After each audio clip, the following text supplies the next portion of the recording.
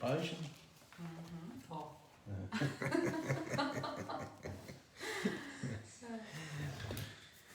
Aqui, ó. Olha, pessoal, vamos chegando, a Toscana. Juliane Lobo.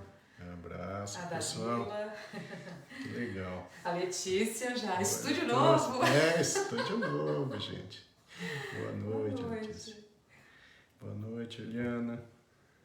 Deixa eu já compartilhar na minha página. Vamos chegando, pessoal, que nós já vamos começar. O assunto muito interessante é o meu amigo Clauso, ciclista maravilhoso. Abraço, Clauso. Boa noite, gente. Hoje até eu tô por aqui, ó. Essa é a nossa salinha de leitura. Na verdade, a gente está estreando hoje, mas ela não está pronta ainda. A gente está fazendo ainda, tá arrumando os detalhes. Então a gente resolveu fazer por aqui a live. E a ansiedade de já estar usando esse espaço que foi pensado com tanto carinho pra gente. Aí eu fico aqui aparecendo, mas qualquer coisa, se vocês sentirem saudade, quiserem apenas a minha voz, eu me escondo. Legal. Ó, a Rose, ai que chique, agora a estrela da live está aparecendo. Você vê, amiga? Tô aqui. Ai, ó, o Valdecir e a Elisângela também já estão por aqui. Nossa. A Fátima Ortiz, a Michele também, Legal, Moreno, Damares Cardoso. Boa noite, Damares. O Alessio e a Juliana lá de Najá também. Legal. Deixa eu ver, a Jana Nones também dando boa noite pra Jana. gente. A Masumi Tanaka, minha amiga. Isso. Tem o Boa Noite da Toscana por aqui, Toscana, né? A Regina querida. Takashima. Toscana e o Dr. Leonel. Figuras ilustres assistindo. Que legal, gente. Isso aí. Olha. O Antônio de Menezes Barbosa também Lá está de participando. Paranavaí, né? Boa noite. Antônio, abraço, Antônio. A Daniele Barzon. Abraço, Dani. Tem aqui o Boa Noite da Dalila, também lá de Boa Colorado. noite, minha prima, querida. A Celeucia Lisboa. Celeucia, também. que está fazendo aniversário hoje. Parabéns, Celeucia. Que legal, hein? Muito bom, muito legal. A Lúcia Keiko, deixa eu ver quem mais, Lúcia, né? O querida. Clauso, que você já citou, Sim. boa noite. Parece que eu vi aí a Sara Fedrigo, passou, ela deu boa noite também. Deixa eu ver aqui, ó. É que é muita gente. Muita gente, ó. A Lilian Cristina, Plastina Abraço. tá por aqui. A Rosimari tá dizendo aqui, ó. Merecidíssima a sua aparição. Quem tem amigo tem tudo. A live vai ficar mais bonita agora, né? No mínimo mais bonita. Ó, a Rosane da Silva, a Maria Boa noite, Zalete. Rosana, Maria Zalete, Que legal. tá sempre aqui. Natália Gomes, o Natália, Adão, né? querida. E Fernando Natália. Feriamila. Ô, Feriamila. A Natália é uma pessoa muito querida, gosto muito da Natália. Sim, ó, a Marta Rufino tá dando boa noite Boa também por noite, aqui. Marta, legal. Ó, a Sônia, que é a irmã Sônia da Furloni. Neuza, minha madrasta. Abraço, Sônia. Que legal, gente, olha. Deixa eu ver Muito quem bom, mais. hein? A Sara Fedrigo, né? Que você disse a que tinha entrado Sara, agora, sim. que apareceu aqui pra mim. Boa noite. A Sara tá sempre com o Cidemar assistindo. Casal Verdade. maravilhoso também. A Masumi, Tanaka. Masumi. Muito bem. Legal, gente, legal. Eu acho que nós vamos começar, hein? Podemos. É um tema bastante interessante. A gente está mudando o cenário porque nós estamos completando 1 ano de live. Eu digo nós porque vocês estão completando 1 ano de live. É uma ideia que começou ali, a princípio, para fazer algo temporário, e a coisa foi crescendo e a gente já está 1 ano. Legal, né? E o grupo é um grupo muito homogêneo, de pessoas muito inteligentes, pessoas ávidas por conhecimento e que sempre enriquecem muito as lives, né? As perguntas são sempre muito boas. Então, essa live, eu acho que ela chegou para ficar, né? Ela vai ser daquelas que duram muitos e muitos anos, tá? Então, eu quero agradecer a todos vocês que sempre prestigiaram, sempre estiveram com a gente. E é isso aí, 1 ano já. Legal, né, meu Que amor? legal, muito legal. E uma das coisas, né, que nós pensamos, um dos motivos, né, que fez com que a gente pensasse na live, foi mesmo a questão da pandemia também, né? E hoje a gente comemorando o ano para falar de um assunto, Sim. né, bem, Vamos bem falar. evidente. Tem mais pessoas por aqui, meu Pode amor. dar Ó. mais Vou boa mandar noite, um abraço porque- aí pro Paulo Roberto Toebe, tá dizendo boa noite, Milton. Doutor Paulo, grande neurologista lá do Rio Grande do Sul, um dos principais especialistas em epilepsia do Brasil. Fez o fellow dele lá na Alemanha, foi meu colega de turma, uma grande honra tê-lo assistindo, Paulo. A minha mãe também tá por aqui. Boa, Oi, dona mãe, hoje eu tô Dica. aparecendo. Ah, Jaqueline, ó. Ah, a Jaqueline tá aí, vamos mostrar. Olha só, gente, as nossas canecas, né? Do projeto Amigos do Bicho, da nossa amiga Jaqueline. Legal, né? Vamos fazer propaganda, o pessoal tem que entrar em contato com a Jaqueline, né? E lá no perfil do Instagram também, porque é um projeto bacana, um projeto que tira os animais da rua, né? E tentam dar um destino mais confortável de pessoas que cuidem realmente dos animais. Então a Jaqueline tá de parabéns por encabeçar esse projeto e a gente ajuda comprando essas canecas lindas. Legal. Muito bom, gente. E só para antes de começar, mostrar para vocês então que nós temos os livros, né? Que nós conseguimos alguns por um preço módico, né? Um preço simbólico de R$10. A princípio a gente conseguiu esses dois e esse aqui também, ó, Dissecando a Morte, também por R$10, tá? Quem for participante da live. A gente conseguiu exemplares por preços baixos desses três aqui, né? E além desses três, nós temos outros dois, né? Que Estresse, o Destruidor de Vida, esse eu não consegui por esse preço ainda, tá? E Meditação e o Cérebro. Então esses aqui ainda tem o preço normal da editora, mas eu estou conversando com eles para ver se a gente consegue exemplares a preço de custo para eu repassar para vocês. Mas a princípio, desses três aqui, quem for participante da live compra por R$10 cada um, tá bom? Dissecando a Morte, A Chave para o Conhecimento Emocional e Visão Geral de um Médico. Meus 3 primeiros livros. Então, deixa eu só continuar aqui com boa noite. Ó, a Sebastiana Narese está por aqui com a gente. O Wendel Crepaldi também está participando. A Tiana querida, o Wendel, meu amigo querido, grande jogador de futebol e um dos melhores advogados da cidade. Que honra. Também, ó, a Ângela Vicentim também está por aqui.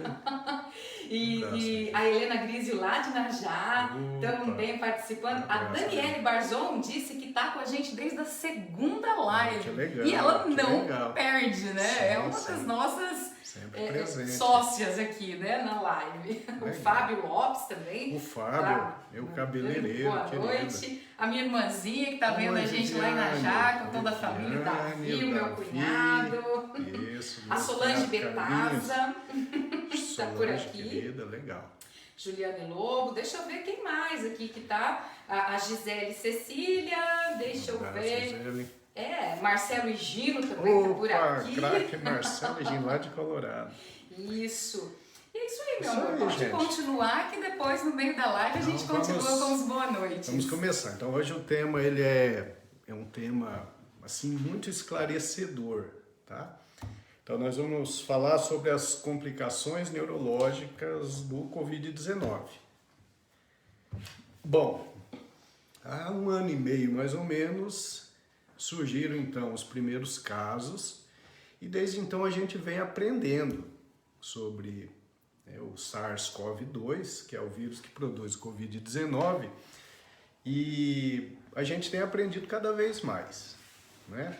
Então, a princípio, quando surgiu esse vírus RNA, que tinha uma predileção por atacar o sistema respiratório, a gente então imaginava que fosse vir ali uma virose que ia a princípio produzir sintomas gripais e naqueles pacientes que fossem mal, iria acontecer um acometimento pulmonar, com insuficiência respiratória, às vezes sendo necessário a intubação, em alguns casos até a morte.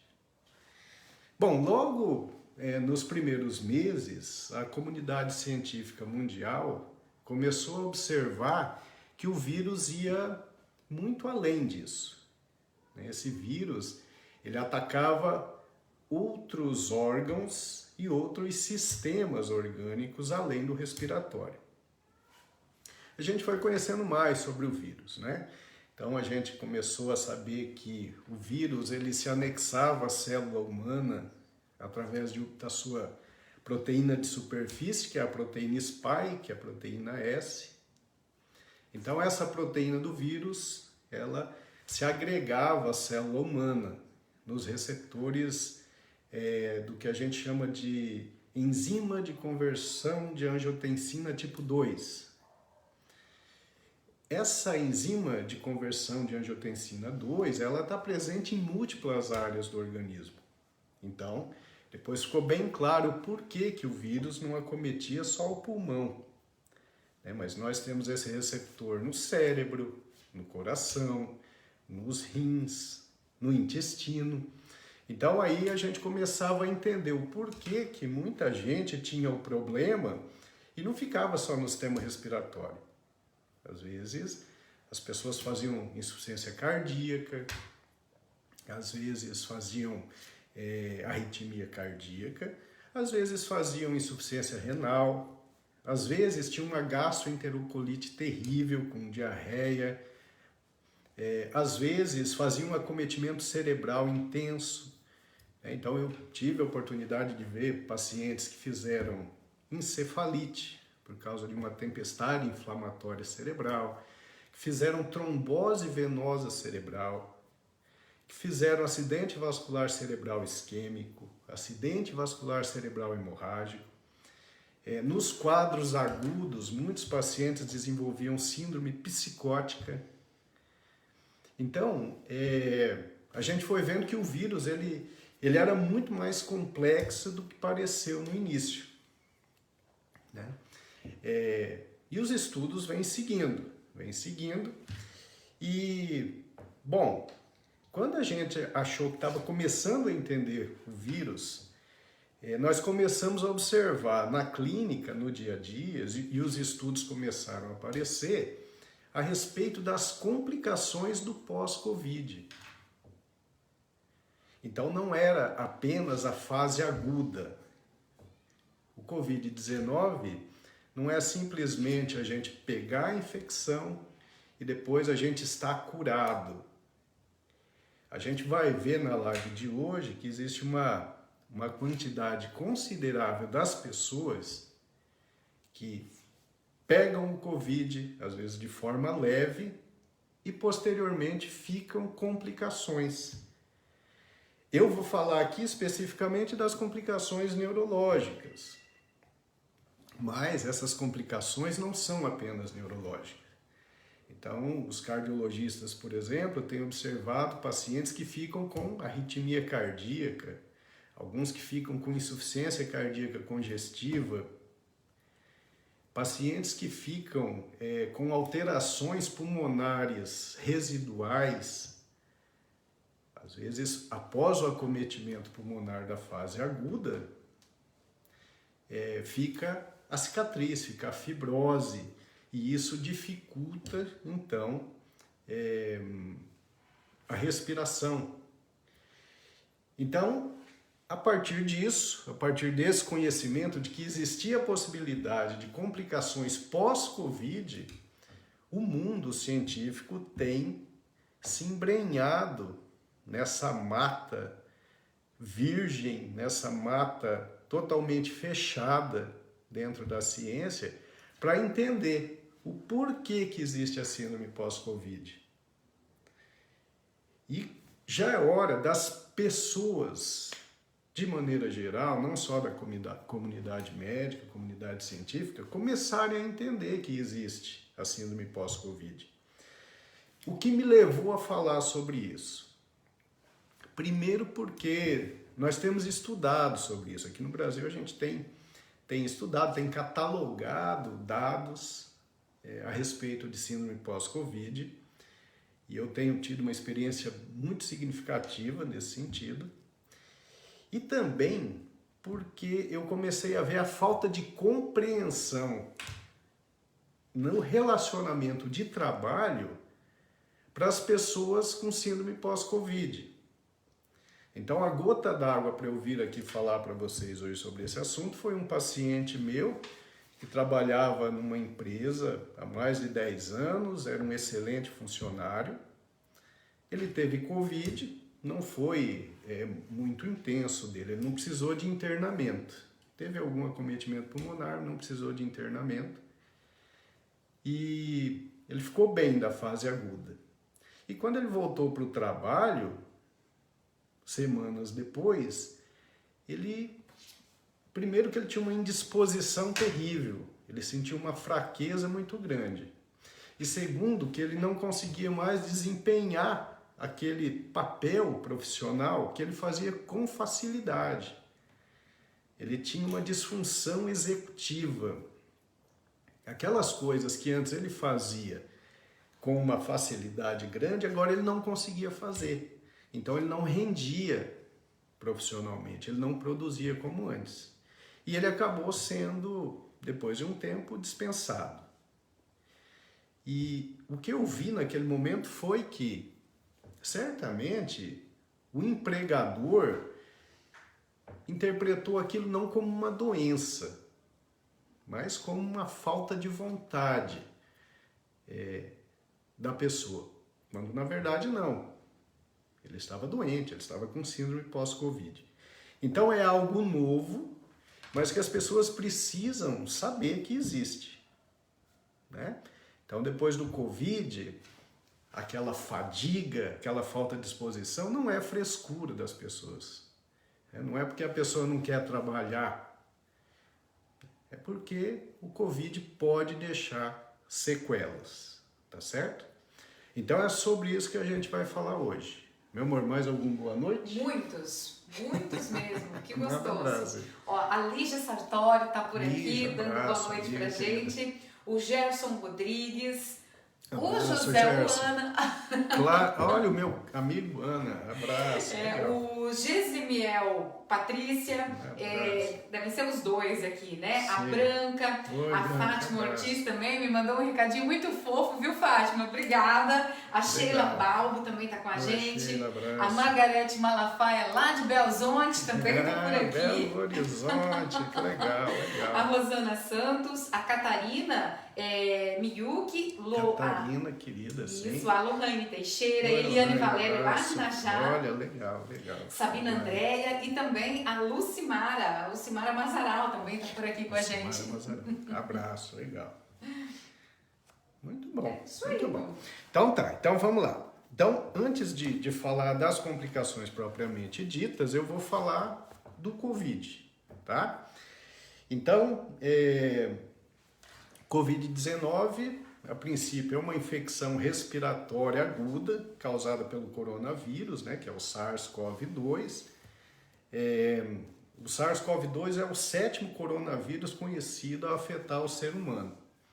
É um vírus que, a princípio, o mais próximo geneticamente desse vírus que acomete o ser humano é o do morcego, né?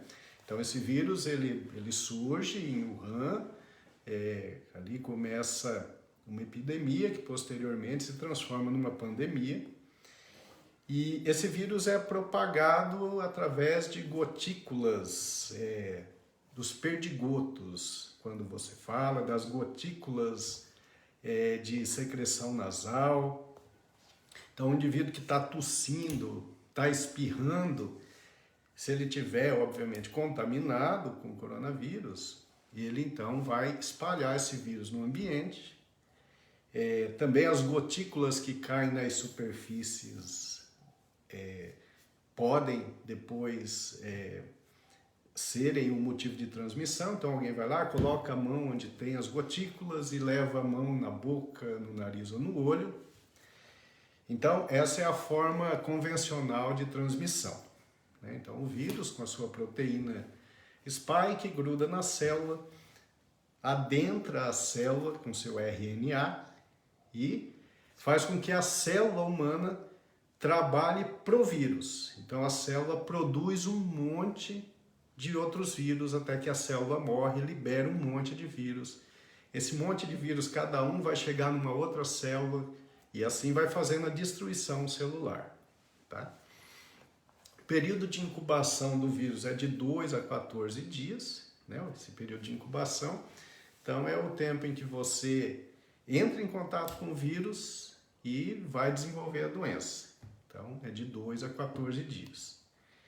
E os sintomas mais comuns são aqueles que a gente sabe, né? Com muita precisão.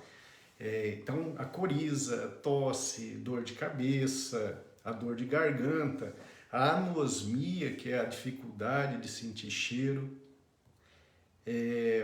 Às vezes tem a ageusia, que é a dificuldade de sentir gosto também. Tá? E aí vem os casos mais graves, que aí pode trazer falta de ar, cansaço, febre alta, taquicardia, até um quadro mais grave de insuficiência respiratória. As complicações ali na fase aguda podem ser múltiplas. Então, insuficiência renal, pode fazer acidente vascular cerebral, pode fazer trombose de seio venoso, cerebral é uma trombose grave, trombose venosa cerebral, pode fazer embolia pulmonar.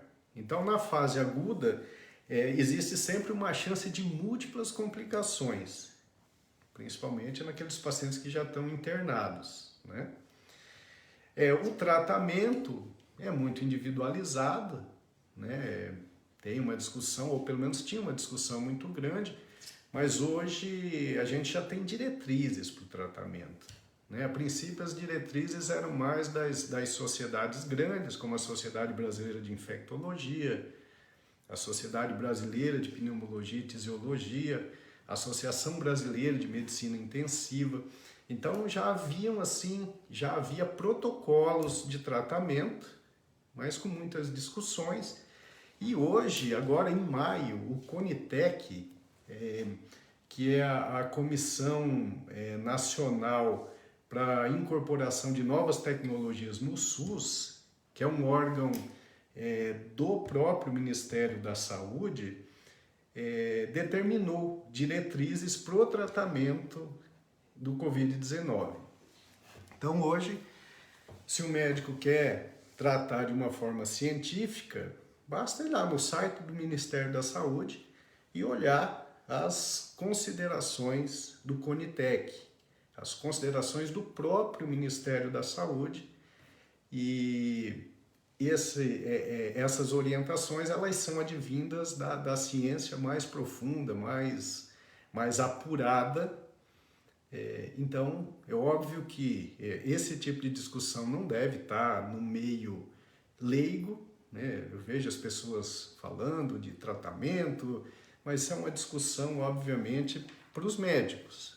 Mas hoje nós já temos diretrizes e eu acho que há uma tendência muito grande à uniformidade de tratamento. Tá? Bom, uma coisa muito importante é a gente falar das comorbidades, né? Existem algumas situações que pioram o prognóstico. Então o indivíduo pega o vírus. Se ele tem algum desses problemas, a chance de ter uma evolução mais agressiva é maior, né? Então, quais são as comorbidades que pioram, então, a evolução da Covid-19? Mais de 60 anos, diabetes, hipertensão arterial não controlada, as doenças autoimunes, de maneira geral, como esclerose múltipla ou como artrite reumatoide. Existem múltiplas doenças que são doenças causadas pelo próprio sistema imune do indivíduo. As doenças neurodegenerativas também pioram o prognóstico. Então, pacientes com Alzheimer, pacientes com doença de Parkinson. Então, são situações que aumentam a chance da evolução pelo Covid ser pior, tá? Isso não é uma regra, tá? Eu tenho pacientes com Alzheimer que tiveram a doença e saíram muito bem. Pacientes com Parkinson que tiveram a doença e saíram muito bem do Covid. Mas eles tinham uma chance maior de ter uma evolução menos favorável, tá? E aí tem dois fatores de risco, assim, duas comorbidades que são muito importantes. A obesidade. Então, né, nós estamos vendo, infelizmente, jovens morrendo, e vocês podem ver que uma boa parte desses jovens tem sobrepeso ou mesmo obesidade. Isso significa que o vírus ele gosta de inflamação crônica subclínica, aquela que a gente fala tanto, né? As pessoas, eu tenho muitos pacientes que pegaram Covid, muitos. Aqueles pacientes que tinham menos inflamação crônica subclínica, que eram aqueles pacientes que se exercitavam, que não tinham excesso de peso, que comiam de forma adequada, que tinham sono bom, que já lidavam bem com o estresse, esses pacientes normalmente tiram de letra, tá? Os pacientes que têm inflamação crônica subclínica podem ter uma evolução menos satisfatória. Então, o excesso de peso é um grande problema.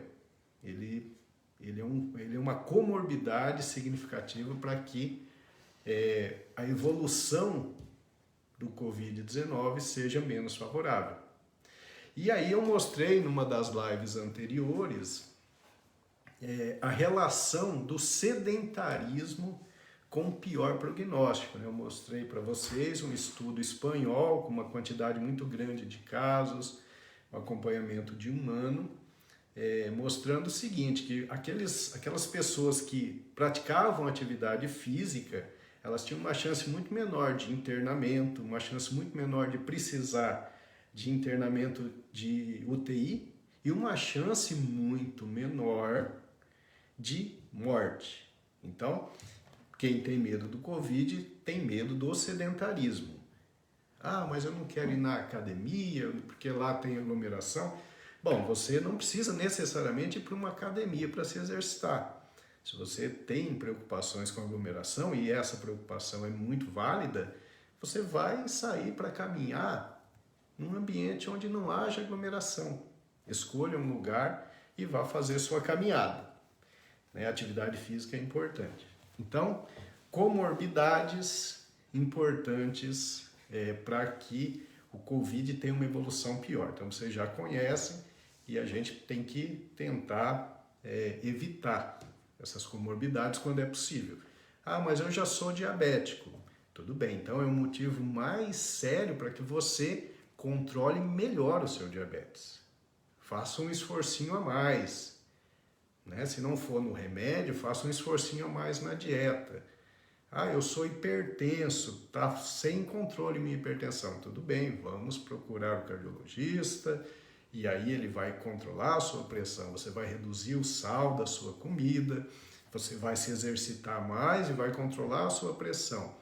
Então, nesses fatores de risco que aumentam a chance de ter uma evolução pior do Covid-19, então a gente tem que atuar onde pode. Bom, tem um fator de risco que a gente não consegue modificar, que é a genética, né? Então existe o chamado polimorfismo genético, polimorfismo do receptor para o Covid, aquela enzima de conversão de angiotensina 2. Cada ser humano tem a sua própria enzima de conversão de angiotensina, que é o receptor para o vírus. Algumas pessoas têm um receptor que é muito mais atrativo para o vírus. Então, o vírus tem uma facilidade para aderir às células e se multiplicar. Enquanto outras pessoas têm um receptor cujo polimorfismo não é tão adequado para o vírus. Então, o vírus tem mais dificuldade para aderir à célula. Então, geralmente, essas pessoas têm sintomas menos importantes ou às vezes são até assintomáticos. Vocês podem observar que Existem várias histórias de pessoas que têm evolução ruim dentro de uma mesma família, em que os casos são mais graves, possivelmente por causa de polimorfismo do receptor. Esse fator, seja ele de risco ou protetor, esse a gente não controla, isso depende realmente da genética de cada um, tá? Meu amor, mais uma boa noite para eu tomar uma aguinha? Tem bastante boa noite e já tem também perguntas, bastante perguntas. E só lembrando que o pessoal que tem curiosidade sobre o assunto pode mandar a sua pergunta, que o momento é esse. Sim. Então deixa eu mandar um abraço aqui para Mariane Borges, que está assistindo aqui com a gente. Abraço. A Helena Azevedo, a Helena, abraço, a Rose Bonin também está aqui com a gente. Legal. A Lucimara Alves, a Fátima Costa também, a Maria Albertina Della Roveri também está assistindo aqui, boa noite, legal. Pois é, Moisés Carrara, o Cláudio Franzin. Moisés, querido, o Cláudio, querido, abraço. A Lidiane também está assistindo com a gente, deixa eu ver, a Janete Cortez também está por aqui. Legal, um abraço, Janete. E já posso fazer perguntas ou você vai abrir esse espaço daqui mais um tempo? Como é que nós vamos fazer? Eu acho que vamos primeiro terminar essa parte geral do Covid, aí depois, antes de eu entrar especificamente nas complicações neurológicas, a gente responde as perguntas. Então, bom, aí falando ainda do Covid propriamente dito, aí a gente vai falar da prevenção. A prevenção é isso que a gente sabe muito, né? Primeiro, lavar as mãos com frequência, com água e sabonete. Essa lavagem tem que durar pelo menos 20 segundos. Não tem água e sabão à disposição, o álcool gel a 70%, ou mesmo álcool líquido a 70%, tem uma ação muito, muito importante sobre o vírus, né? Dá uma proteção legal. Evitar tocar no olho, nariz, boca, antes de lavar as mãos. Uma coisa muito importante é o distanciamento, né? Distanciamento social. A gente tem que tentar ficar ali a pelo menos 2,5 metros, até 3 metros de outra pessoa, para que diminua a chance de chegar o vírus até você.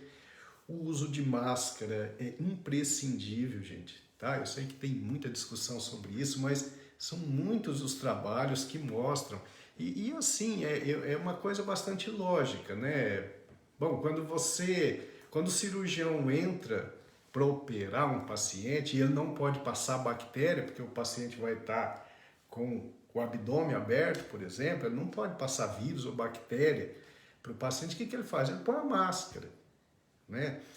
Se você vai visitar alguém na ala de moléstia infecciosa de um hospital grande, necessariamente você põe a máscara para não transferir, não trocar vírus e bactérias com essa pessoa. Se você é uma pessoa que convive com alguém que tem uma leucemia e está fazendo uma quimioterapia, você usa máscara para não trocar vírus e bactérias. Então isso já é sabido há muito tempo. As máscaras, elas são importantes, elas são uma barreira significativa para que o indivíduo que esteja contaminado, ele não fique jogando o vírus para o meio, né? Então é importante, a máscara ela é fundamental. Bom, então esse negócio da prevenção vocês já dominam e tem que levar isso muito a sério, principalmente máscara, o álcool gel e distanciamento social. Essas 3 coisas são importantes. Só essa questão da máscara, a Helena Azevedo está participando, ela está dizendo que já está fazendo da máscara um acessório, assim ajuda a aceitar melhor. Isso é importante, gente, e vai demorar para a gente poder tirar a máscara, né? Eu acho que a gente vai chegar nesse assunto, mas eu já vou adiantar. A gente viu um problema no Uruguai recentemente, né? Eles estão conseguindo vacinar bastante, mas eles não estão conseguindo reduzir a mortalidade. E por que eles não estão conseguindo reduzir a mortalidade? Porque eles vacinam bastante, mas eles abandonaram as medidas de prevenção. Então eles abandonaram máscara, eles abandonaram os cuidados. Então, só a vacina não é a resposta. né? A vacina, ela funciona quando estiver junto com as outras medidas de prevenção. Israel, por exemplo, vacinou muito, mas mesmo até antes de chegar ali a 60%, a máscara era obrigatória, o distanciamento social era obrigatório. Então, quando se junta as medidas de proteção com a vacina, a gente tem uma queda da transmissão. Quando só usa a vacina, pode não ser suficiente. Então, a máscara ela é fundamental, sim, ela é importante. Olha só o que a Jaqueline Negrete está falando sobre a máscara e eu achei muito legal.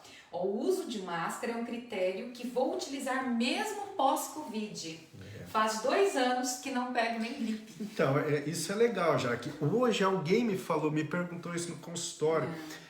Perguntou se tinha reduzido as doenças infecto-contagiosas por conta do Covid. E realmente reduziu por conta da máscara, né? A máscara, não só a máscara, mas os cuidados com as mãos, reduziu muito a transmissão de doenças infecciosas, né? Porque é uma questão de higiene maior.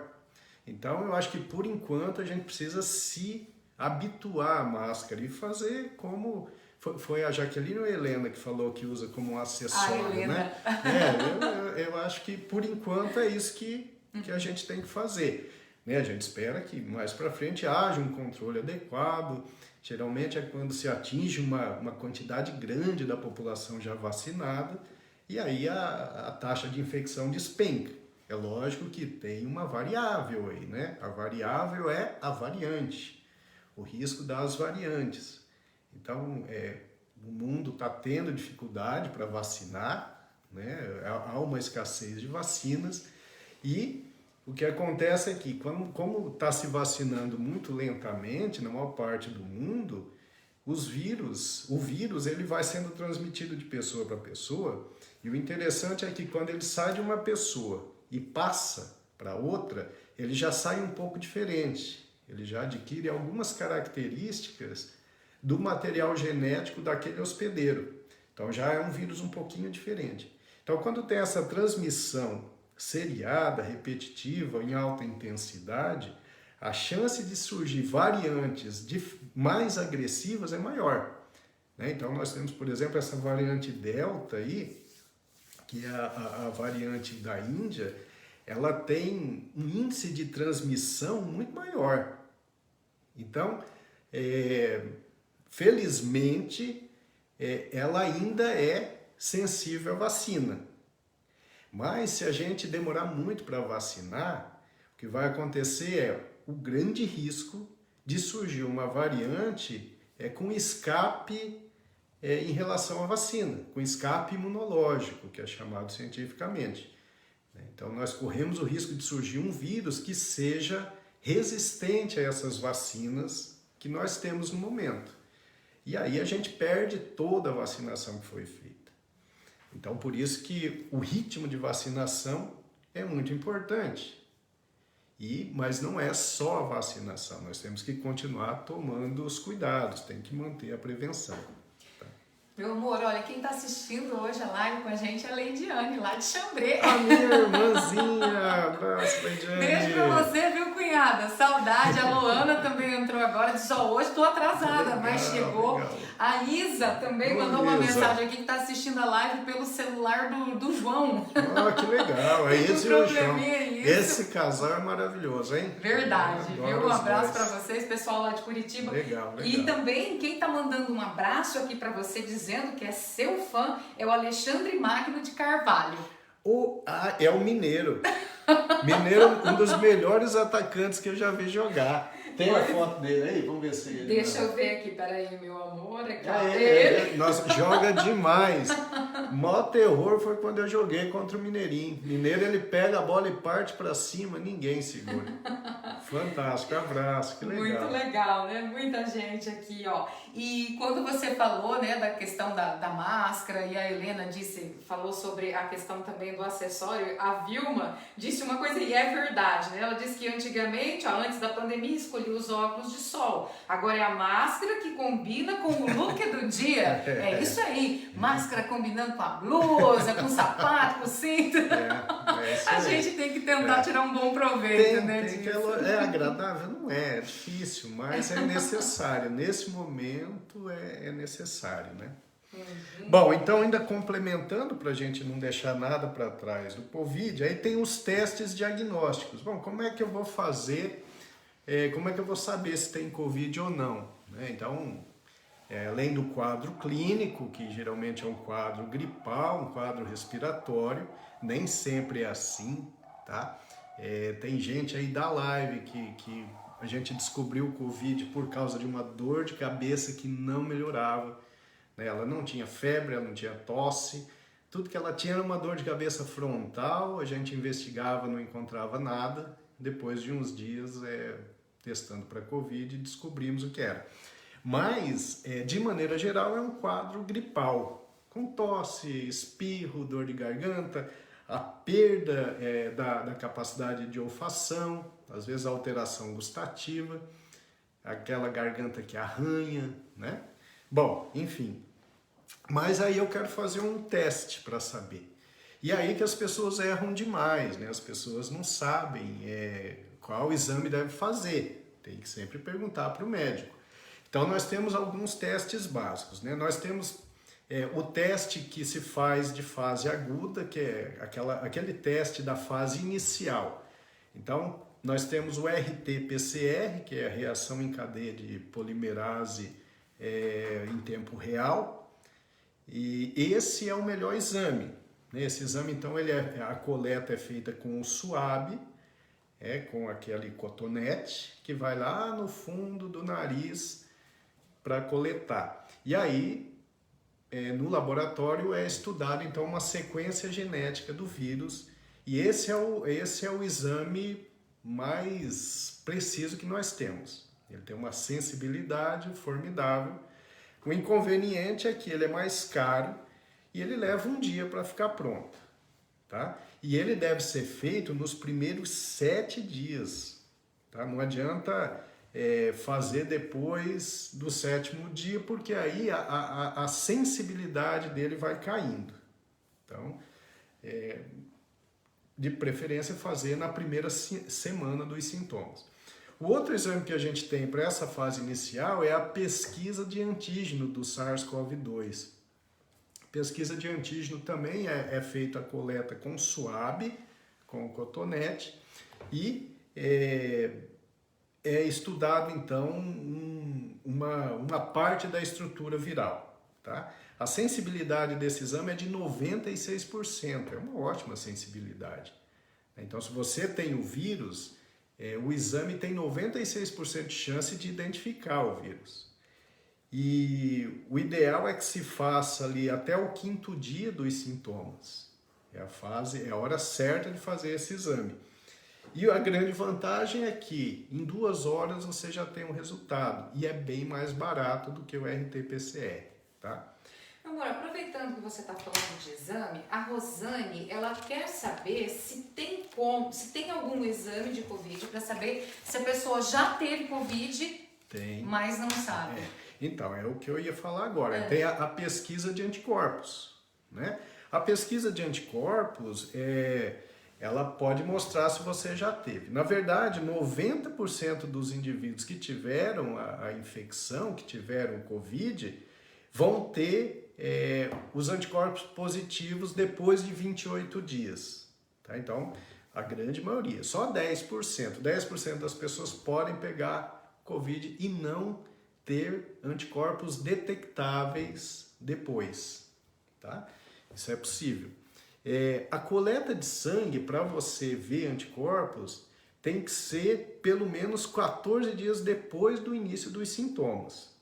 Então não adianta você fazer o exame de sangue pesquisando anticorpos nos primeiros dias, porque vai dar negativo, tá certo? Assim como não adianta você fazer o RT-PCR ou a pesquisa de antígeno depois de 28, 30 dias. Não vai adiantar. Então tem que saber a hora certa de fazer o exame, qual exame fazer. Né? Aí esses anticorpos a gente tem IgG e IgM. Até então o que a gente sabia é o seguinte, quando você pesquisa anticorpo e tem IgM, é um marcador de infecção aguda. Se tem IgG, essa IgG ela já é um anticorpo de memória, é o que já vai te proteger contra essa infecção no futuro. Para a Covid ficou tudo diferente, para a Covid não funciona assim. Então o IgM não quer dizer que está na fase aguda, às vezes você pega IgM lá na frente. Tanto que a própria Sociedade Brasileira de Infectologia, ela sugere que a gente nem peça IgM, já peça logo o IgG, que é o anticorpo protetor. Então, para responder a pergunta da Rosane é isso, tem exame sim. É a pesquisa de anticorpo, para saber se você já teve, tá certo? Bom, então eu acho que da parte de Covid, assim, a gente já falou tudo, porque daqui para frente nós vamos falar das complicações neuropsiquiátricas. Então, se tiver pergunta, meu amor, pode fazer. Temos, e muitas, meu amor, muitas. E muitas pessoas também dividindo, né, os sintomas e as sequelas que tiveram depois de terem se contaminado, né? Mas vamos começar aqui com o Antônio de Menezes. Ele quer saber se os medicamentos que temos hoje dá para enfrentar as complicações neurológicas do Covid. Então, complicação neurológica na fase aguda, né, o indivíduo tem o Covid, ele está lá na UTI, aí ele tem as complicações neurológicas, a gente vai tratar especificamente, vai depender. Então, por exemplo, se o indivíduo está fazendo uma trombose venosa cerebral, a gente tem como tratar, a gente usa anticoagulante. Esse paciente está fazendo uma encefalite. Uma encefalite é um quadro em que o indivíduo fica em coma, ele tem crise convulsiva, ele fica agitado por causa do acometimento do cérebro pela inflamação produzida pelo vírus. Sim, a gente tem como tratar, a gente usa corticoide, a gente usa anticonvulsivante. Então, individualizando o caso, a gente tem evoluído muito nesse aspecto. Até porque a gente está conhecendo mais o vírus, né? Então, nesses casos graves, já há uma certa padronização de tratamento. Agora, e nas complicações tardias, que a gente vai falar depois? Isso ainda é muito novo. As complicações tardias do Covid-19, na parte neurológica, a gente ainda não tem tratamentos específicos bem definidos, não. Ainda é algo assim de se estudar. A gente está estudando isso, né? Tem vários protocolos de estudo, né? Tem uma pesquisadora na Universidade de Yale, nos Estados Unidos, que é a doutora Iwasaki, uma grande cientista que está acompanhando de perto a evolução dos casos de síndrome pós-Covid. Inclusive ela descobriu o seguinte, ela começou a observar, e logo depois um serviço britânico também observou, que essas pessoas que tinham a síndrome pós-Covid neurológica, da qual nós falaremos mais para frente, melhoravam com a vacina. 57% dos pacientes com síndrome pós-Covid tiveram uma melhora significativa no quadro clínico após a vacinação. Interessante isso. Então, está respondida a pergunta. A Branca, ela fala aqui, né, nos comentários sobre o sofrimento, né, em referente às sequelas. Ela diz que ainda sente muitas dores nas pernas, cansaço ao caminhar, e ela quer saber por quanto tempo esses sintomas podem durar. Essa pergunta é a pergunta que a gente não tem uma resposta para ela. Tá? Eu vou falar depois da síndrome pós-Covid, mas tem pessoas que já têm os sintomas durando ali, tem estudo até de 1 ano de acompanhamento e que ainda continuam tendo os sintomas. Tá? Então a gente não sabe. De maneira geral, a grande maioria tem uma recuperação significativa nos primeiros 6 meses. mas algumas pessoas têm um quadro mais arrastado. Como a doença é muito nova, a gente não sabe quanto tempo dura isso. Ó, e o Marcelo Gino também tem uma Pode pergunta. perguntar. Ele diz que sabe que tudo a respeito da Covid-19 é novidade, mas existe a possibilidade de crianças que nasceram de mães gestantes infectadas pelo vírus trazerem geneticamente problemas neurológicos tardios? Olha, essa pergunta é boa, hein, Marcelo? Nível Marcelo, né? Então, a gente não sabe muito bem, né? Quando tem infecção viral, uma gestante tem infecção viral, sempre existem os riscos, né? Porque o vírus, normalmente, ele passa a barreira hematoencefálica. Então, eu, particularmente, já vi casos de gestantes no primeiro trimestre que tiveram lá uma gripe forte e isso interferiu no desenvolvimento da criança. Mas a gente pode pensar no Zika vírus. O Zika era um vírus que trazia um quadro geral para a grávida de febre, de dor no corpo, de manchas na pele e passava pela barreira placentária e ia acometer o cérebro do embrião, ia acometer o cérebro do feto, produzindo a microcefalia. Então, o vírus ele pode agredir. Não existe nenhuma síndrome ainda caracterizada para um bebê, para um feto que adquire o vírus e quando vem ao mundo tenha lá uma alteração específica. Isso ainda não tem. Mas certamente a gestante que pega Covid tem uma chance muito grande desse vírus passar a barreira placentária e poder fazer alteração na criança, sim. Mas a gente realmente não sabe ainda, não tem detalhes sobre isso. O fato é que as gestantes precisam ter prioridade na vacinação. Isso é importante, porque o Covid em gestante tende a ser mais agressivo. Por quê? Porque a gestante está toda modificada, o organismo dela está todo diferente. Então, ela tem um volume maior, ela tem um serzinho em desenvolvimento que exige mais do sistema cardíaco dela, mais do sistema respiratório, né? Mais do sistema metabólico como um todo. Então, a gestante está fragilizada. Se ela pega um vírus, como a do Covid-19, certamente ela tem uma chance maior de ter uma evolução menos satisfatória. Ó, a Rose Paulo, ela disse que teve Covid em dezembro e só perdeu o olfato por uns 2 dias, mas logo depois voltou do isolamento para o trabalho e percebeu que a visão estava mais fraca e que ela enxergava, ela não estava mais enxergando da mesma maneira como antes, né, de ser infectada. E percebeu também que a memória estava mais fraca. Ela reparou que isso vai voltando pouco a pouco, ela se refere à visão e à memória também, mas que não é mais como antes. Tomara que volte a ser como antes. Isso que você falou, Rose, é uma coisa que eu ouço bastante também, a sensação de uma névoa, né? As pessoas reclamam que elas não estão enxergando direito, tem uma névoa. Isso eu ouço com muita frequência. Isso parece que recupera mais rápido, né? O distúrbio de memória, conforme a gente vai conversar depois, o distúrbio de memória ele pode persistir por um período maior. Mas é interessante isso que você disse. Uhum. Olha, veja bem aqui. A Fátima Ortiz, quando você estava falando da questão dos exames, ela pergunta assim, em relação ao exame de sangue para verificar se teve Covid, quem tomou a vacina? Como é que fica? Tô vendo que essa live, nós vamos ter que fazer umas 5 dessa.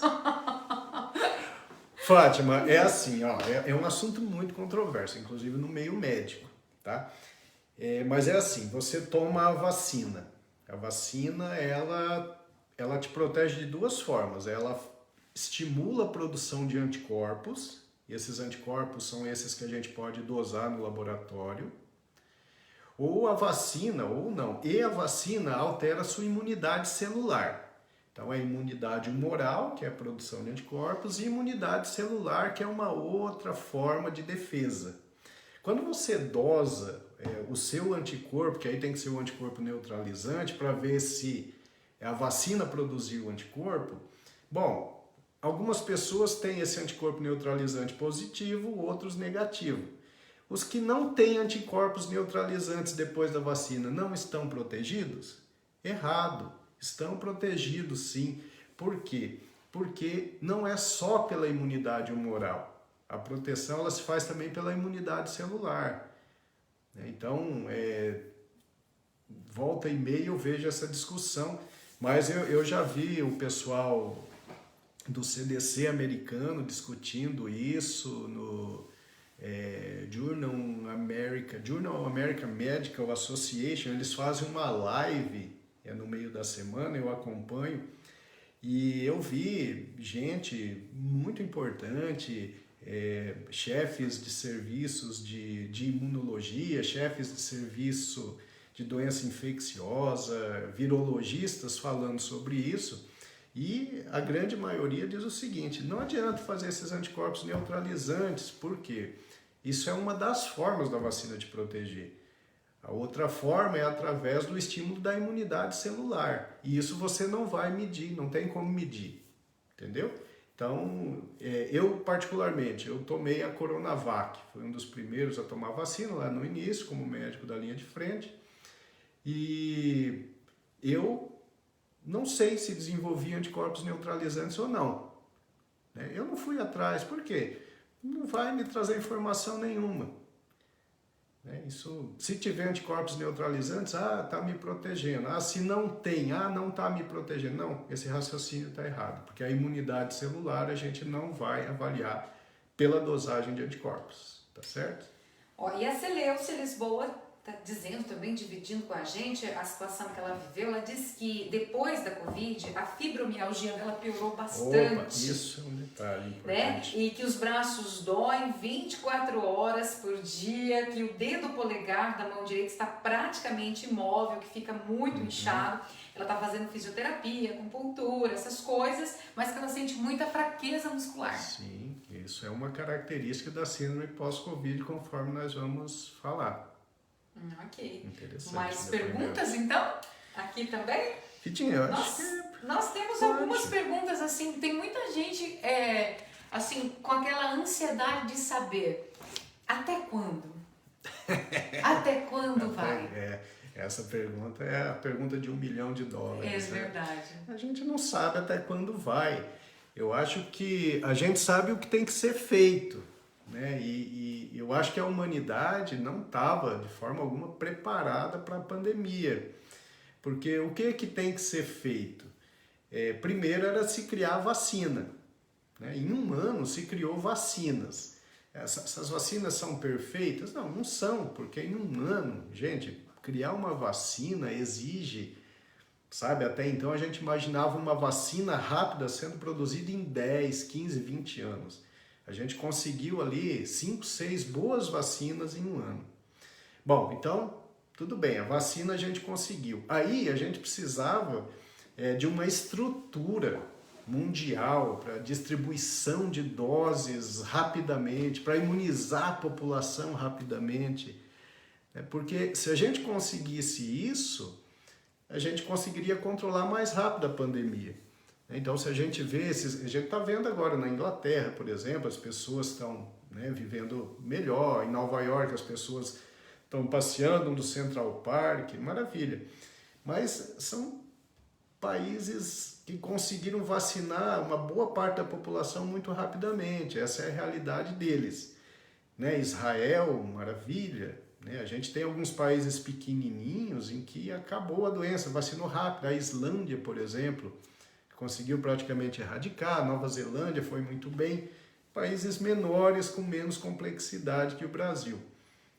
Então, o segredo para acabar era esse, mas a humanidade não tem essa estrutura, não tem essa organização. Então, o que acontece é assim, a gente vai vacinando na medida do possível, né? Que no Brasil hoje a gente tem 12% da população vacinada com a segunda dose. Isso é pouco, né? A gente sabe que no mundo todo coisa está difícil. Mas vejam bem, como a gente demora para vacinar, a gente fica virando um criadouro de variantes virais.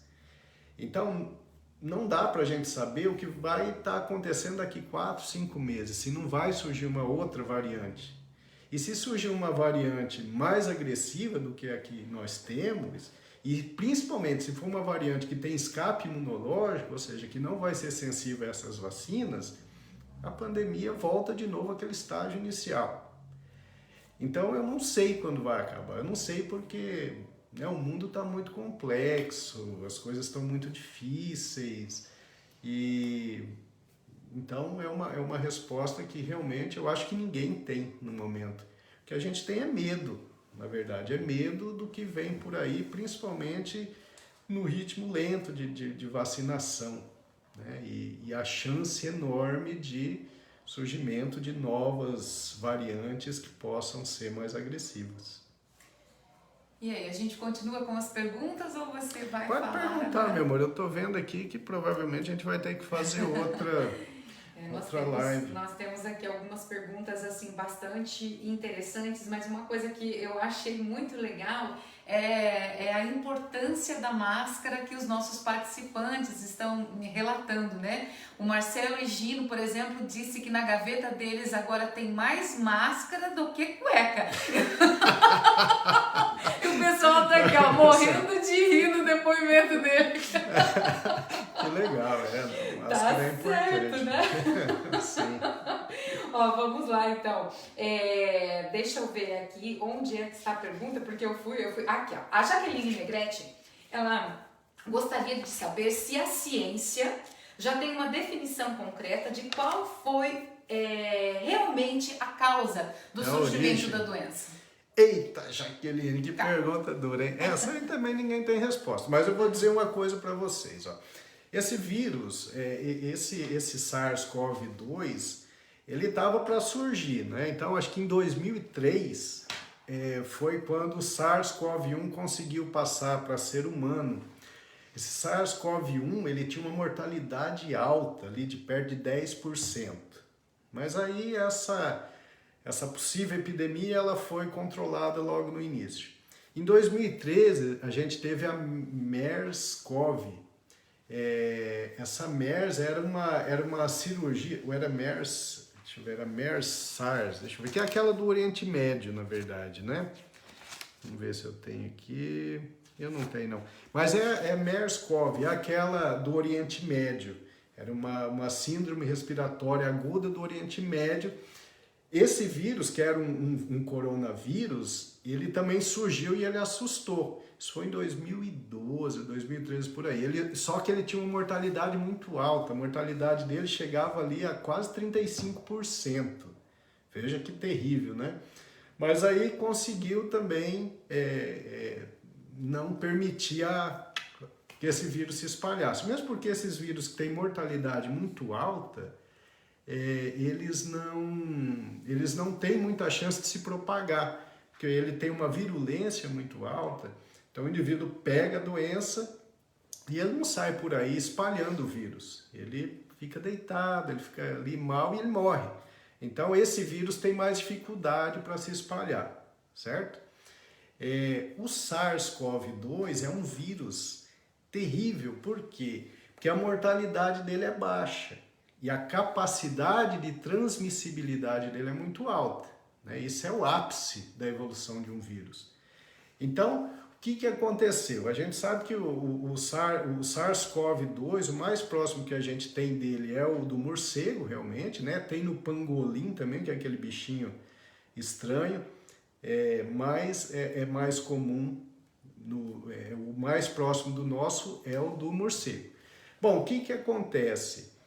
Eu sempre digo para os meus pacientes, eu já falei numa reunião científica, que no final da década de 80, quando eu estava passando lá pela disciplina de moléstia infecciosa, lá em Londrina, no HU, na UEL, com a saudosa doutora Joselina Passos, que faleceu recentemente, uma infectologista brilhante, maravilhosa. Então, ela já mostrava para a gente esse trabalho de mutação dos vírus. Então, naquela época, já se falava que uma pandemia era iminente. Por quê? Porque o mundo estava mudando muito, então esse contato nosso diferenciado com a natureza, então a gente destrói muito as matas, a gente vai invadindo o local dos bichos, né? Os bichos começam a conviver com a gente, eles têm vírus, e esses vírus eles estão sempre tentando se adaptar para se transmitir mais. Então, se a gente for pensar no HIV, por exemplo, né? O HIV ele é originado de um vírus simiesco lá do macaco, que de alguma forma o vírus do macaco ele foi entrando em contato com o homem, ele foi se modificando geneticamente e de repente ele conseguiu a capacidade de ser transmissível de humano para humano. O SARS-CoV-1, bom, ele estava ali no morcego, ele tinha uma característica muito próxima uma característica já muito próxima para a transmissão de humano a humano. Bom, naturalmente pode ter acontecido desse vírus sofrer mutação e começar a passar de humano para humano? Pode, é possível. A doutora Joselina dizia que isso ia acontecer mais cedo ou mais tarde, né? Os infectologistas diziam que isso ia acontecer. E a gente ficava esperando essa pandemia, a gente só não sabia de onde ela ia vir. Poderia ser, por exemplo, do vírus porcino ou da gripe aviária, como quase apareceu aí, por causa de mutação viral. Bom, então é possível. Porém, a gente sabe que em Wuhan, eles tinham lá a maior especialista de coronavírus do mundo. Eles tinham um laboratório de altíssima qualidade para estudar coronavírus, inclusive com participação de muitos cientistas americanos, e eles lidavam geneticamente com aqueles vírus, né? E inclusive com o coronavírus. Bom, e aí? É possível que, por um acidente de laboratório, esse vírus tenha chegado para as pessoas fora do laboratório e se disseminado? É possível, apesar de que os especialistas dizem que pelo tamanho da segurança desse laboratório isso seria impossível. Mas é possível que tenha sido por uma guerra biológica? É possível, eu não acredito muito nisso, mas é possível. Então a gente não sabe exatamente, né? Agora parece que tem uma investigação poderosa do governo americano para tentar realmente definir a origem do vírus. A gente está esperando por respostas. A princípio teve uma, que diz que o vírus realmente tinha surgido da natureza, mas existiam algumas pessoas no grupo de pesquisa que parece que eram meio parciais. Então eu não sei de onde veio o vírus. Eu acho que nesse momento ninguém sabe, mas todas as possibilidades estão em aberto. Só dizer o seguinte, que dessa forma como a gente lida com a natureza, vão vir outras pandemias, infelizmente. Tá? Se a gente continuar desmatando, tirando os bichos dos habitats naturais deles, se a gente conseguir continuar consumindo o tanto de carne que a gente consome, fazendo esses criadouros de porco, de boi confinado, de frango confinado, e esse contato próximo com o homem, é uma questão de tempo do vírus sofrer mutação. Um vírus, por exemplo, a gripe aviária, ela já assustou a gente, né? Ou a gripe porcina assustou a gente, mas ainda foi só o susto. Existe a possibilidade desses vírus sofrerem transformações, modificarem sua genética e conseguirem a capacidade de passar de humano para humano e vir novas pandemias. A gente morre de medo do ebola, mas o ebola é um problema menor porque o ebola ele tem uma taxa de mortalidade muito alta. O indivíduo que pega ebola ele tem 80%, 90% de chance de morrer agudamente. Então esse vírus é mais difícil de proliferar, porque o indivíduo pega e ele não sai transmitindo, ele já morre.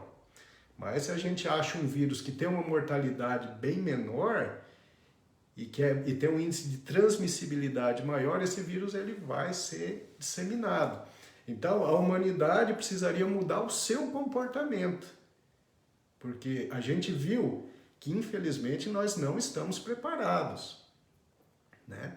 Mesmo, ficou bem provado, o vírus chegou, a gente não conseguiu controlar, a gente fez tudo errado E a gente está vivendo um momento muito difícil. E se a humanidade não mudar o seu jeito de lidar com a natureza, uma nova pandemia é só uma questão de tempo. Daqui 5 anos, daqui 20 anos, daqui 30, a gente não sabe. Vai ser igual o Covid-19 ou vai ser pior? Vocês imaginam que se surge um vírus ali com 8, 10% de letalidade, de mortalidade, né? Um vírus que chegaria e dizimaria uma quantidade significativa da população humana. E isso pode acontecer. Ou a gente aprende e começa a mudar as nossas condutas, ou a gente fica esperando para o que vai acontecer no futuro próximo. Meu amor, ao encontro aí do que você, né, falou, a Jaqueline desbrava o seu comentário, doutor. Eu acredito plenamente que estamos colhendo frutos plantados por nós mesmos. A natureza merece respeito. Eu concordo. Concordo com isso. Continuamos as perguntas? Meu amor, pode continuar, porque nós vamos fazer o seguinte, ó, porque nós nem começamos a falar. Ó, nós já temos 1h15 de live. A gente nem começou a falar das outras, mas é apaixonante e não tem problema, tá? Porque assim, ó, na próxima segunda, a gente não sabe se dá para fazer live, porque eu e a estrela da live, a gente vai estar no meio do mato, pedalando. A gente vai viajar para pedalar num lugar meio isolado, meio ermo. Eu não sei se lá vai ter internet, né? Se não tiver internet adequada, ao invés de fazer na próxima segunda, a gente faz na outra e complementa isso, tá? Porque eu nem vou falar da Covid longa. Covid longa é a complicação tardia da Covid, né? Que é a síndrome pós-Covid. Aí a gente deixa para falar isso não nessa segunda, não na próxima segunda, na outra. Então hoje vamos para as perguntas. Pode perguntar, agora vocês vão testar meus conhecimentos. O que eu conseguir responder, eu respondo. É o desafio da live. Bom, então voltando a falar sobre vacinas, a Daniele Barzola continua com uma dúvida referente às gestantes. Ela gostaria de saber, as gestantes, elas devem tomar vacina ou não? O que você orienta? Devem tomar vacina. Tá? A dúvida é qual vacina tomar, não é? Porque existiram alguns problemas com a vacina da AstraZeneca. Então, hoje, existem muitos obstetras que estão fazendo relatórios para que a gestante não tome a AstraZeneca, que ela vá tomar da Pfizer, né, que teoricamente tem uma ação menos trombogênica, mas a grávida precisa tomar sim. Só que tem que conversar com o seu obstetra para ver qual a vacina a ser usada. Uma coisa que a gente vai fazer aqui, já que nós não vamos falar de síndrome pós-Covid hoje, eu vou falar das vacinas para vocês, véio. Falar uma por uma delas para vocês terem uma ideia, não é? Acho que vale a pena. Eu vou falar, depois você continua as perguntas. Tudo bem, pode ser. Bom, então nós temos as vacinas, né? E a gente vai falar então delas aqui, ó, rapidinho para vocês. Eu fiz até um resuminho, mas nós temos algumas. Então, nós temos a Coronavac. Então, a Coronavac que é uma vacina chinesa e produzida aqui no Brasil pelo Instituto Butantan, é um vírus inativado. A Coronavac é aquela vacina que a gente está acostumado. É um vírus inativado, não precisa de muita tecnologia, tá? E ela vai levar o indivíduo a ter produção de anticorpos. A eficácia da Coronavac é em torno de 50,38%. Tem outros estudos sendo feitos aí. Mas o que significa que a eficácia é de 50,38%? 50%. Significa que quando você entra em contato com alguém que tem um vírus, você tem 50% de chance de pegar. Tá? Mas e se você pegar? Bom, se você pegar, você tem 78% de chance de ter sintoma muito leve ou nem ter sintoma. Ou seja, é uma proteção muito grande. A chance de você ter sintoma grave ou morrer depois de ter tomado a Coronavac é uma chance pequena.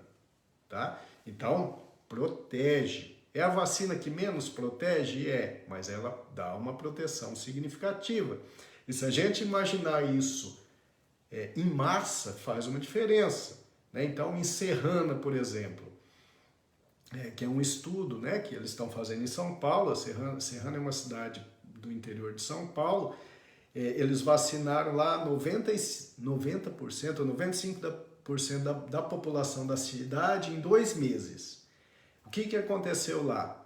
A mortalidade reduziu em 95%. O índice de hospitalização caiu em mais de 80%. Então, quando se faz isso de uma forma rápida, funciona bem. Tem um estudo chileno também, deixa eu ver se eu acho aqui. Quando eu procuro aqui eu não acho nada, gente. Mas é assim, ó. O Estado tem um estudo do Ministério da Saúde chileno, lá com 10 milhões de vacinados, e eles chegaram à conclusão que a Coronavac reduziu a mortalidade em 80% e reduziu o internamento em UTI em 89%. Então, vocês vejam que mesmo essa que não é a mais eficaz, ela é muito eficaz se atingir um alto nível de pessoas vacinadas, né? Vacinação em massa e rápido faz diferença, tá certo? Coronavac para idosos, ela tem uma eficácia meio comprometida, né? Então, para pacientes acima de 80 anos, ela tem uma eficácia menor, tá? Mas só para os pacientes acima de 80 anos. Então, tem uma discussão correndo aí entre os especialistas para definir se vale a pena fazer uma terceira dose. Essa é uma discussão que eles têm no Chile e no Uruguai também. Mas, de qualquer forma, a gente tem bons resultados. O importante é tomar a vacina, tá? Não adianta ficar escolhendo muito. O que chegar, a gente tem que encarar.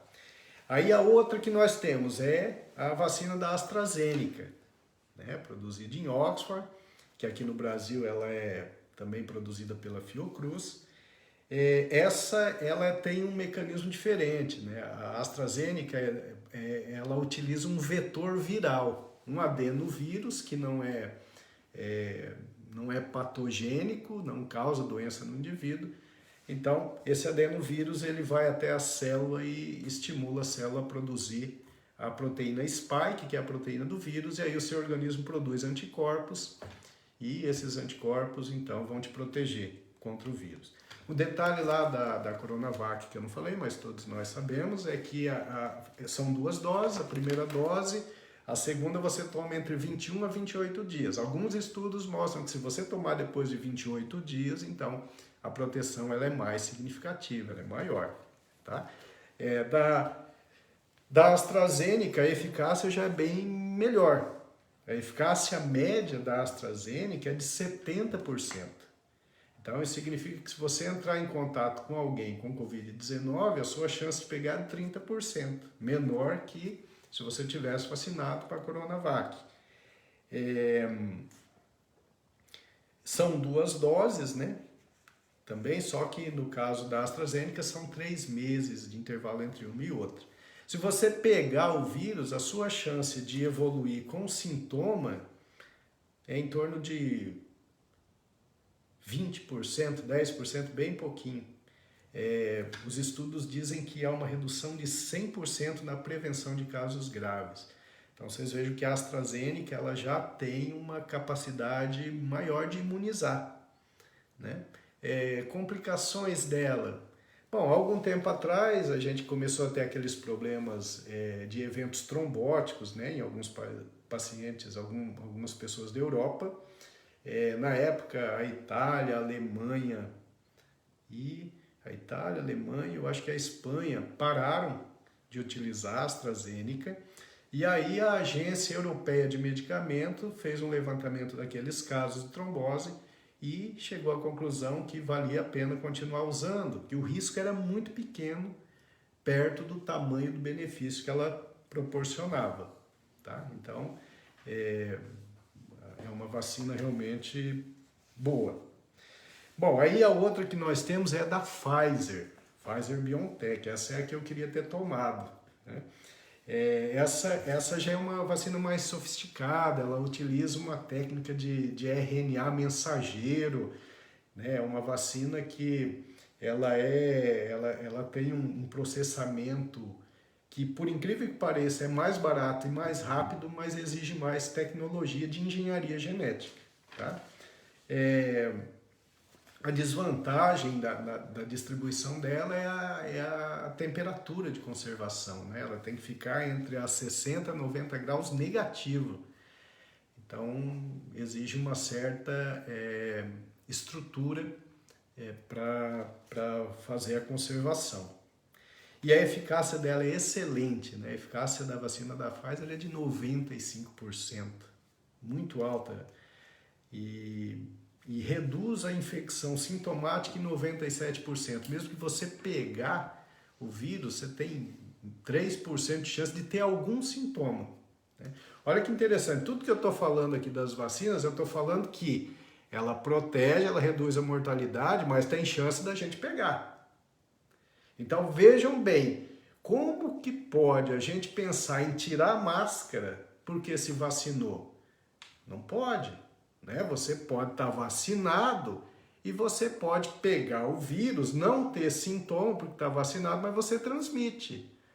Então, mesmo vacinado, a máscara continua sendo fundamental, porque senão o vírus vai continuar circulando e vai aumentar a chance dele sofrer mutação. E uma dessas mutações podem ser resistentes à vacina, tá certo? Então, olha só a importância, né?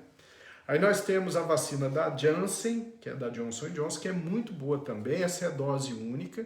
Essa também usa o adenovírus, algo semelhante à da AstraZeneca, né? A eficácia global dela é de 66%, uma vacina muito boa. E tem 87% de eficácia contra as formas graves da variante. Inclusive tem um estudo da variante brasileira e a vacina da Janssen ela é bem poderosa sobre a variante brasileira. Temos a Sputnik V, né, tão controversa. Essa vacina ela foi muito controversa porque eles demoravam para mostrar os dados, né, para que os cientistas pudessem fazer um aprofundamento do conhecimento dos resultados. Mas hoje é uma vacina que a gente sabe que pode ser muito legal. Ela é uma vacina baseada em vetor viral também. A diferença dela para as outras de vetor viral é que eles usam vetores virais diferentes, da primeira e da segunda dose. E eles têm um estudo independente que eu vi, eu não me lembro se foi na New England Journal of Medicine, no JAMA, mas a eficácia global da vacina é de 91,6%. Vejam só, é uma vacina muito boa. E eles acham que essa diferença, essa eficácia tão grande tem a ver com o uso de diferentes vetores virais nas doses, né? Então, a Sputnik parece ser uma coisa muito legal. Aí nós temos também a da Moderna, que também é aquela técnica de RNA mensageiro, né, que é essa mais sofisticada, parecida com a da Pfizer.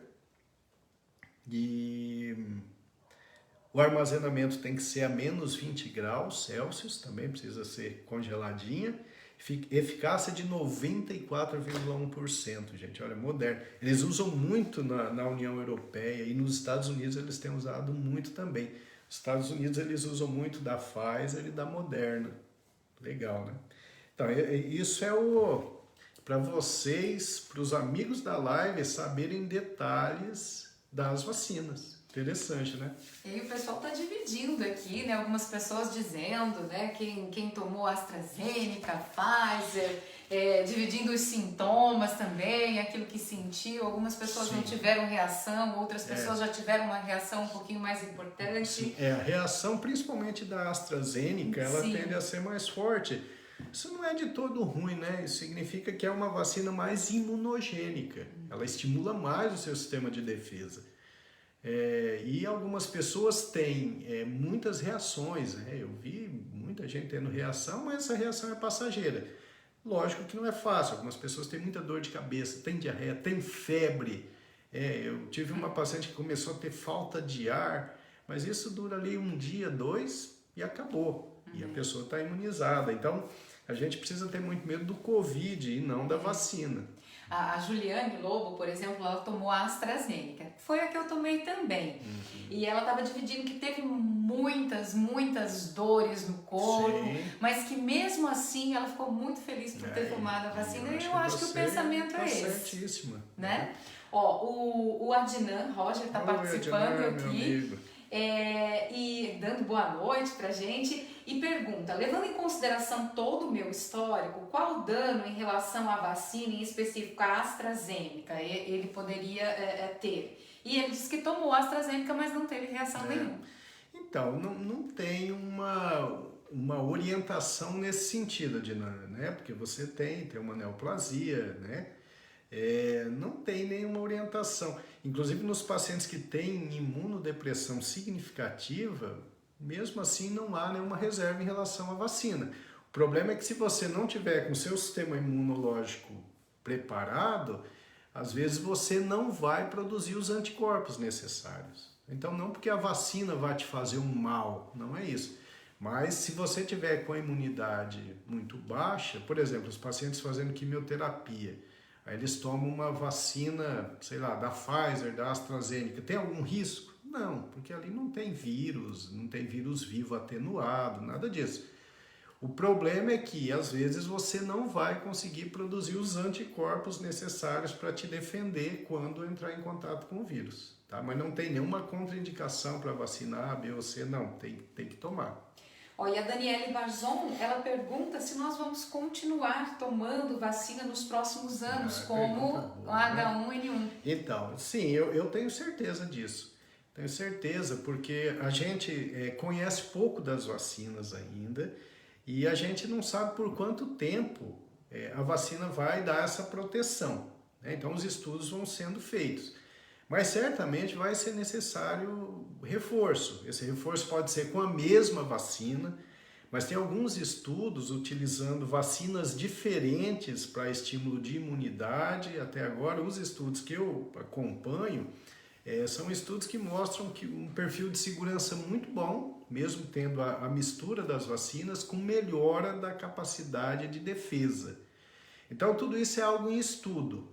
Tá? A gente ainda não sabe exatamente como é que vai ser, mas eu não tenho dúvida de que a gente vai precisar de reforços subsequentes, sim.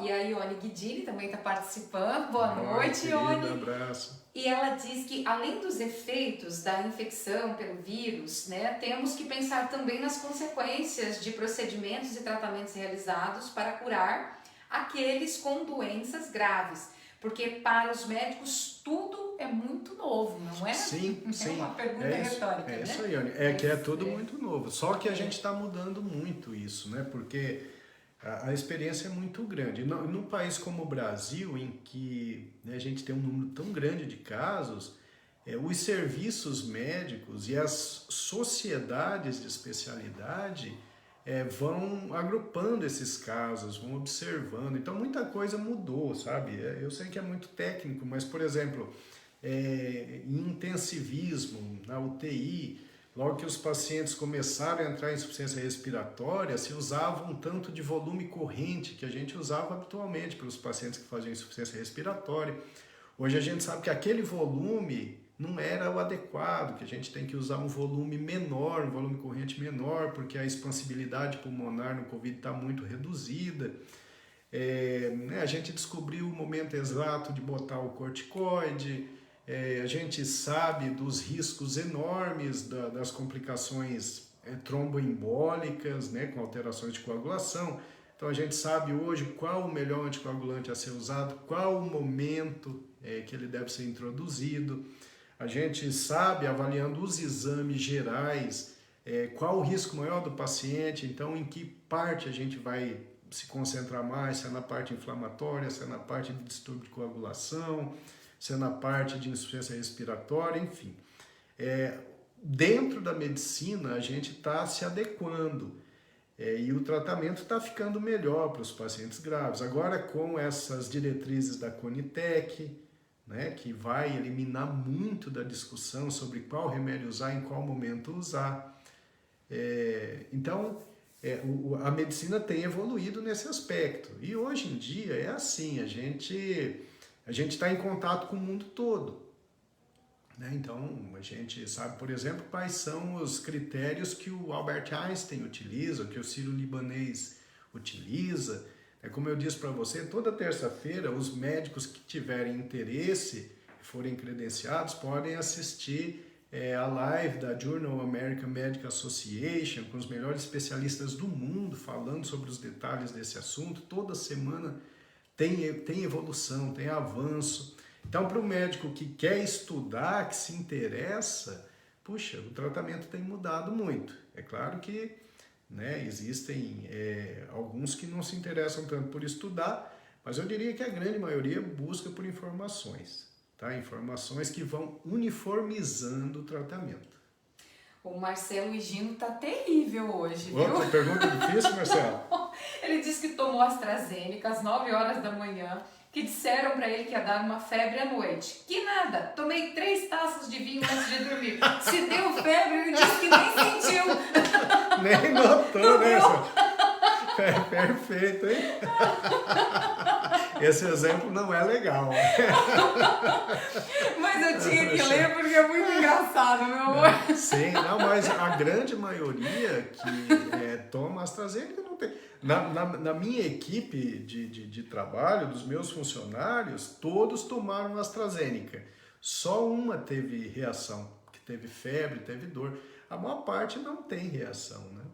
A Branca, ela quer saber se a vacina pode alterar a pressão. Branca, a vacina não, ela não teria esse efeito colateral, não. O que pode alterar a pressão às vezes, a ansiedade na hora de tomar, né? Mas a vacina em si, ela não tem esse potencial, não. A Branca está dizendo que vai seguir os conselhos do Marcelo na segunda dose da vacina. Mas, meu amor, e a Jaqueline está dizendo que esse é um dos meus, né? Mas o que eu acho bacana é assim, a gente dá o tema da live, mas quem manda na live mesmo são os participantes, né? Sim. Porque o pessoal adorou que você deu essa explanação sobre as vacinas. Sim, é interessante. Eu vi uma pergunta do Mineiro, só que aqui eu vejo muito rápido, ele falando da AstraZeneca, se é verdade que dá acho que 68% de proteção depois da primeira dose. Mineiro, a AstraZeneca é o seguinte, ela... Depois de 3 semanas da primeira dose, ela já dá uma proteção significativa, tá? Mas a proteção para valer é só depois de 2 semanas da segunda dose, tá certo? Mas você tem razão, na primeira dose, 2 semanas depois, você já tem uma proteção que é significativa, sim. Pra mim aqui ainda não apareceu. Não. Mas nós temos aqui mais perguntas, né? Até referente à vacina mesmo. A Daniele Barzon diz que assistiu na TV pacientes que tomaram 2 vacinas diferentes. A primeira dose uma vacina, a segunda dose outra vacina. Aí ela até disse, acho que foi em gestantes. É estranho, né? Daniele, que é assim, como eu estou dizendo, o estudo ainda está sendo estudado. Mas em gestante, eu conheço protocolo, por exemplo, a gestante tinha tomado da AstraZeneca a primeira dose. E a AstraZeneca, ela pode aumentar a chance de distúrbio de coagulação na gestante. Então, quando chegava na hora da segunda dose, o obstetra preferiu usar da Pfizer, entendeu? Então, é possível usar 2 vacinas diferentes, mas tudo isso ainda está sendo estudado, tá? Eu vi ali o Klaus. Isso, o Klaus disse que você tirou a audiência do jogo, Brasil e Peru. Olha só, tá jogando hoje, pô, esqueci do jogo, olha só. Ai, Klaus. Ó, eu vi aqui que o Alexandre agradeceu aí a sua resposta, sim, mineiro, né? craque, Vi Alexandre. aqui pelo seu ali, ó, aparecendo. Sim, sim. Meu amor, olha, nós já estamos há mais de 1h30 aqui de live, né? Muitas perguntas. Você que vai determinar o Legal. ritmo. Havia um do Pedro, lá de Xambrê, perguntando que, né, para as pessoas da linha de frente tomaram as 2 doses da Coronavac, se é necessário tomar uma terceira dose. Então, Pedro, isso está sendo estudado ainda, tá? Isso é uma possibilidade. Eles têm discutido bastante isso no Chile, de fazer uma terceira dose de Coronavac. É uma possibilidade, melhoraria muito a imunidade. O problema é assim, né, que nós não estamos conseguindo vacinar, dar nem a primeira dose, então seria um luxo, né, seria assim um exagero a gente ficar pensando em terceira dose. Nesse momento o que a gente tem que querer é que a maior parte da população tome as 2 doses, né, porque os estudos mostram que quando se atinge ali em torno de 60% da população toda imunizada, aí a taxa de transmissão ela vai lá embaixo. Então, eu sei que o nosso país é enorme, que a gente tem dificuldade para adquirir vacina, isso está no mundo todo. Eu sei que aqui tem uma briga política enorme que a gente não quer nem saber. Eu, particularmente, me enfio minha cara só na ciência, eu não quero nem saber de opinião política. Então, mas isso atrapalha. Então, a gente está vacinando pouco. 12% da população com 2 doses ainda é muito pouco, sabe? Eu acompanho semana a semana essa porcentagem, eu fico torcendo para aquilo aumentar e aí eu estava 12%, agora está 12,3%, outra semana está 12,76%. Então, infelizmente, esse ritmo de vacinação é muito baixo.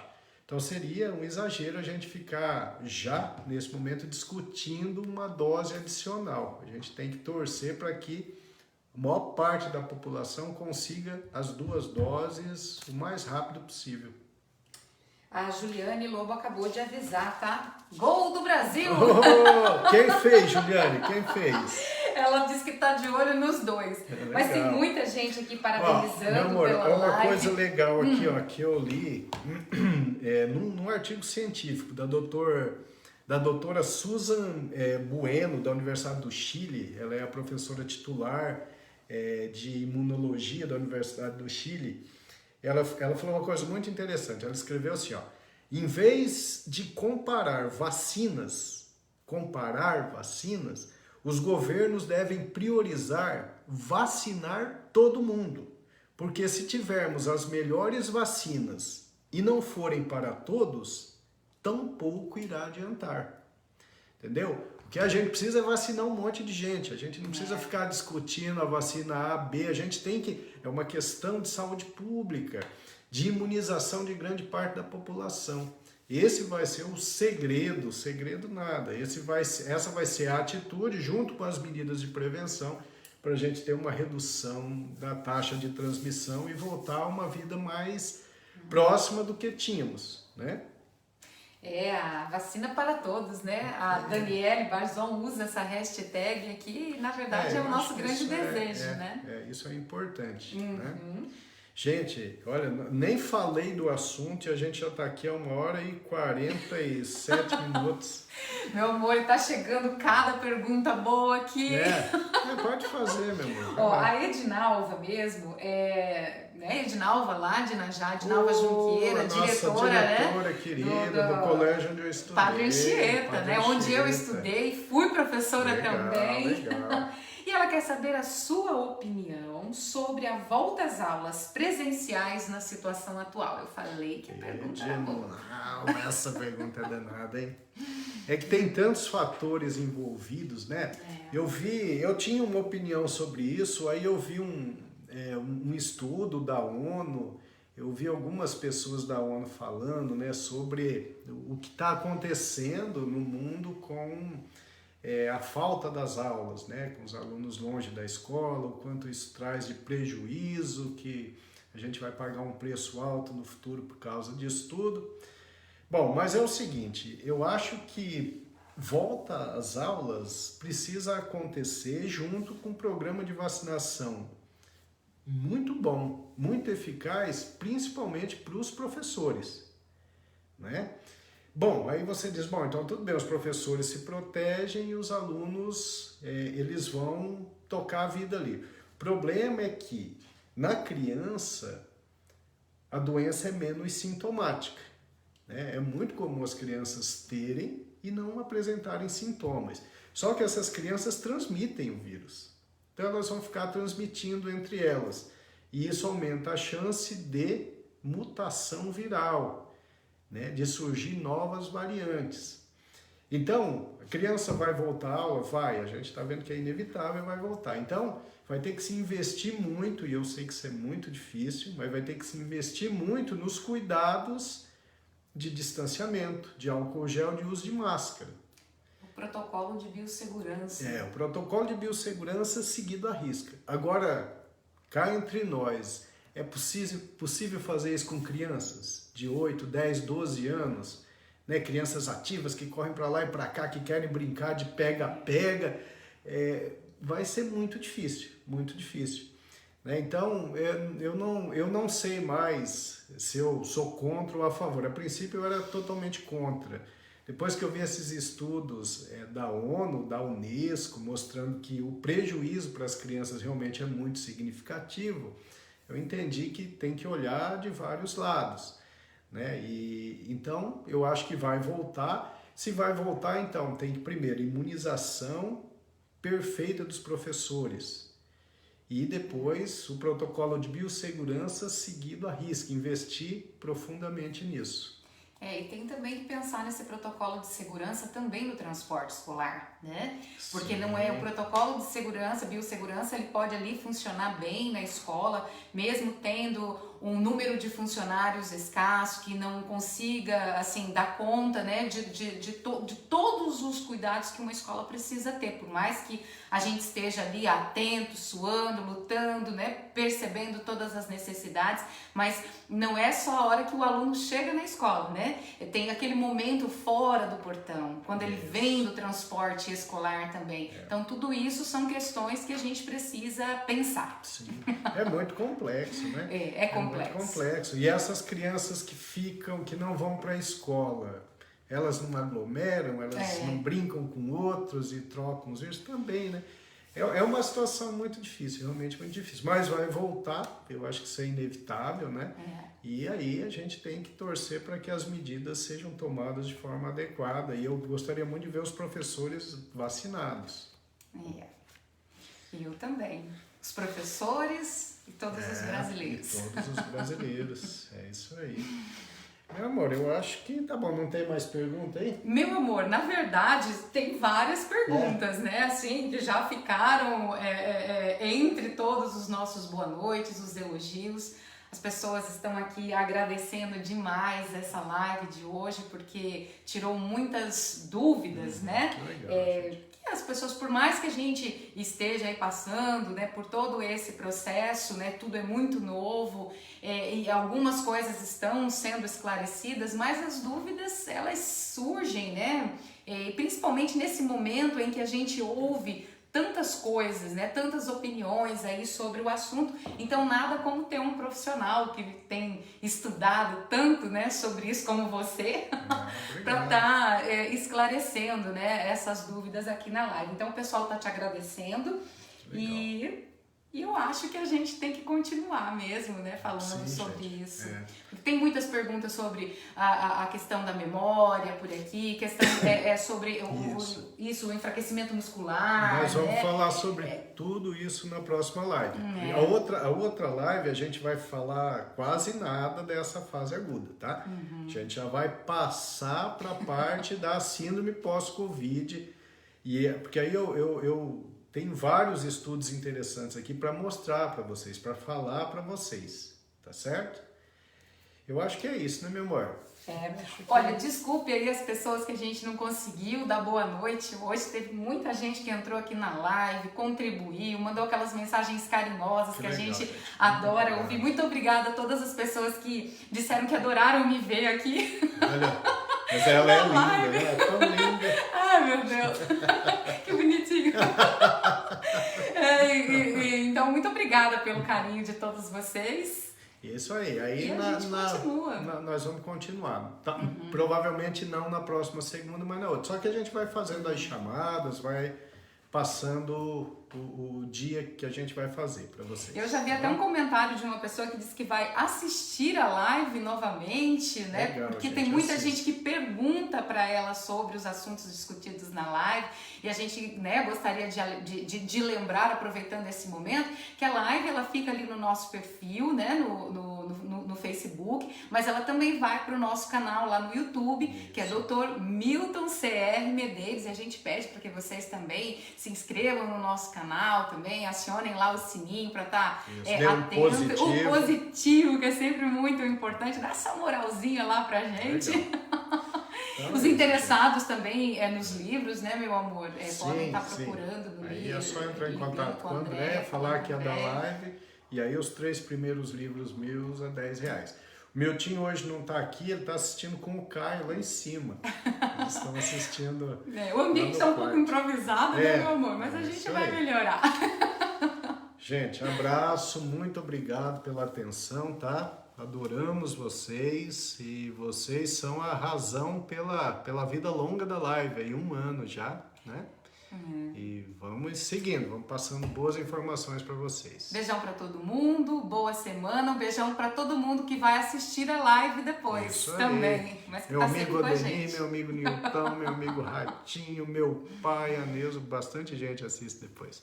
Tchau, Beijão gente. a todos, até mais.